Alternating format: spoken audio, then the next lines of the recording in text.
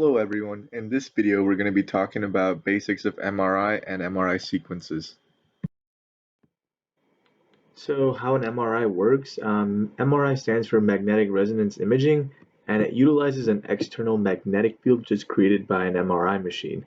Now what this does, it leads to a net alignment of hydrogen protons in the body with the main magnetic field created by the MRI machine. Eventually, radio frequency pulse is applied, which leads to net proton alignment being knocked off at the axis from the magnetic field of the MRI machine. Now, once the radio frequency pulse is turned off, the protons will realign to the magnetic field at different rates, and this gives off energy, which is then processed and sampled to build images. Now, it's important to note that this is not ionizing radiation. It uses an external magnetic field created by the machines. So this is different than a CT and an X-ray, which utilize ionizing radiation. One of the major advantages of MRI over CT or X-ray is that it allows for better identification of soft tissues, and there's various sequences that are generated based on varying the relaxation times as we discussed in the previous slide. For brain imaging, there are 5 most common sequences used. So T1 is longitudinal relaxation, which tends to have a really short relaxation time as opposed to T2, which is transverse relaxation. Flare is another sequence, represents fluid attenuated inversion recovery, and DWI is diffuse weighted imaging, and SWI is susceptibility weighted imaging. In order to identify what sequences we're looking at, it's best to start off by looking at various structures and looking at their appearances. So for example, T1 is longitudinal relaxation.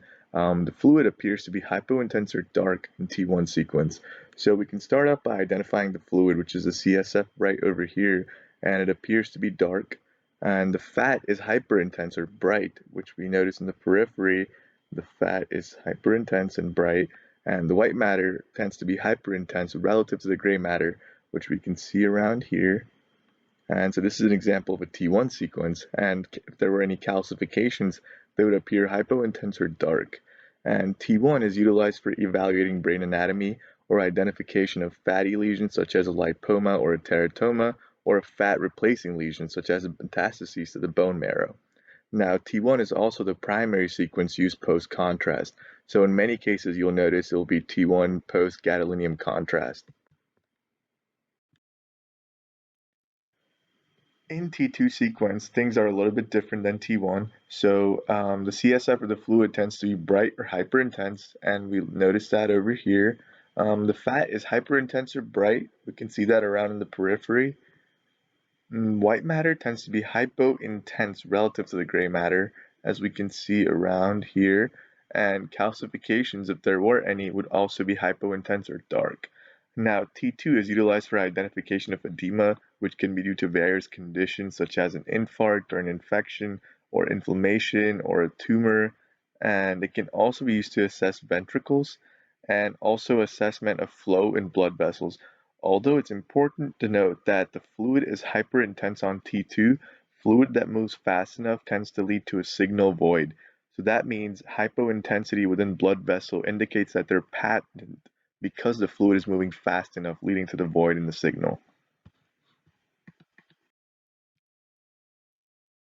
So we're quickly just going to compare T1 versus T2. So T1, the fluid is dark or hypointense, and T2, it's hyperintense or bright, as we can see in the CSF. The fat appears to be hyperintense in both of these sequences, which we can notice around in the periphery, over here and over here as well.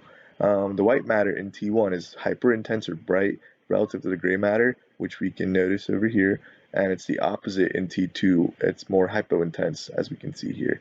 So again, generally, if you want to identify T1 versus T2, you look at these major structures and look at their appearances and kind of go from there to identify what sequences you're looking at. This is just a table quickly summarizing all the things we talked about earlier. Another sequence that we mentioned earlier that was used in brain imaging is T2 flare, and which represents fluid attenuated inversion recovery. So as the name suggests, the fluid is actually inverted in this case. So in traditional T2 sequence, the fluid appears to be hyperintense or bright, while in this case it's hypointense or dark, as we can see in the CSF right over here. And now we're just going to compare T1 versus T2 flare because sometimes they can get a little confusing. So in T1, the fluid is dark, as we can see, similar to T2 flare. The fat is bright, as we notice around in the periphery, similar to T2 flare, although the difference here is the white matter. So the white matter appears to be bright in T1, which we can see around here, as opposed to it being dark in T2 flare. So these are the clues that can be used to kind of distinguish between T1, T2 flare. So we're going to briefly discuss DWI imaging and keep it relevant to the scope of this video because some of these nuances can get quite complicated. So DWI represents diffuse weighted imaging. It's usually utilized in brain imaging and it measures the ability of molecules to move within the tissues. So areas where molecules can move easily, such as the ventricles, have facilitated diffusion versus areas where molecules cannot move easily, such as an acute infarct or an abscess or hypercellular tumor. It tends to have restricted diffusion. Now, this image is usually interpreted with apparent diffusion coefficient, which is a measure of the magnitude of diffusion of water molecules within the tissues. So again, a little complicated, although it's important to note that if the lesion is hyperintense on DWI and hypointense on ADC, then it actually represents a true restricted diffusion. And if a lesion is hyperintense on DWI and hyperintense on ADC, then it is not restricted diffusion and it's called a T2 shine through. So again, we're just keeping it very relevant to the scope of this video. This is an example of a DWI sequence, and as we discussed in the last slide, it's usually interpreted together with ADC. So here there's a large infarct in the left MCA territory, and we can see the large areas of hyperintensity over here. And comparing that to ADC, there's matching areas of hypointensity. So as we talked about, if the lesion is hyperintense on DWI and hypointense on ADC, then it represents true restricted diffusion.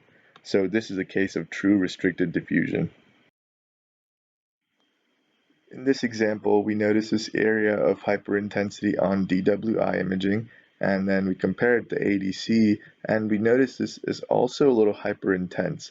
So this is an example of a T2 shine through phenomena that we discussed, where there's hyperintensity on DWI and ADC. This is not due to true restricted diffusion. This is an example of an old infarct in this case. SWI is another sequence which represents susceptibility weighted imaging. This identifies tissues that have magnetic properties and thus distort the local magnetic field, which is then picked up by the MRI machine.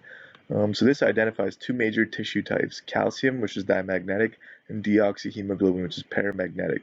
Thus, calcium and blood both appear hypointense in this sequence.